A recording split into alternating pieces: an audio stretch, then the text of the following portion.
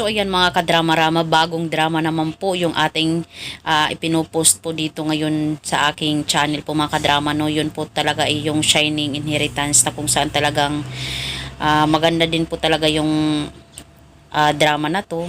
Kaya mga kadrama, sana ay subaybayan nyo po ako talaga sa pag-upload po ng Shining Inheritance dito po sa aking channel.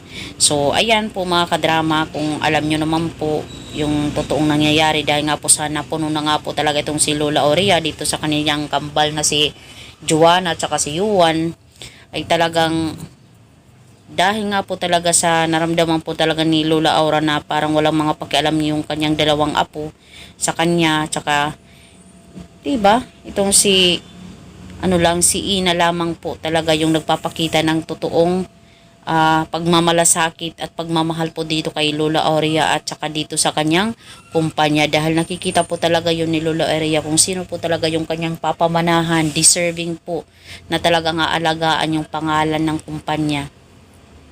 Talagang nakita talaga ni Lola Aurea na ito si Ina po talaga yung deserving na magmana, at ngayon ay pinamana na nga po ni Lola Aurea yung kumpanya sa kanya. Pero alam naman po talaga natin mga kadrama na tututol po talaga yung attorney niya, yung asawa ng attorney niya, yung mga apo niya. Pero may mga apo siya na talagang gusto talaga si Ina, 'di ba, yung anak ng attorney.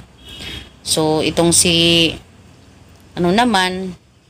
ito si Joanna, talagang andyan po talaga yung kanyang insecurity, yung kanyang selos dito po talaga kay Ina, dahil sa napakabuting bata po talaga yung ni Ina, napakabuting karakter po yung pinapakita talaga niya towards sa kanyang lola. Itong sila Joanna at saka sila Yuan, talagang pinalaki ng lola niya dyan pa talaga na nakitira sa kanila, tapos ito pa yung isusukli niya. Sobrang napakasakit po talaga ito para kay Lola Aurea, pero wala tayong magagawa mga kadrama, dahil itong si Ina naman po talaga ay deserving nga po talaga na mapamanahan talaga ni Lola Aurea, bunga ng kanyang kabutihan at pagmamahal, di ba?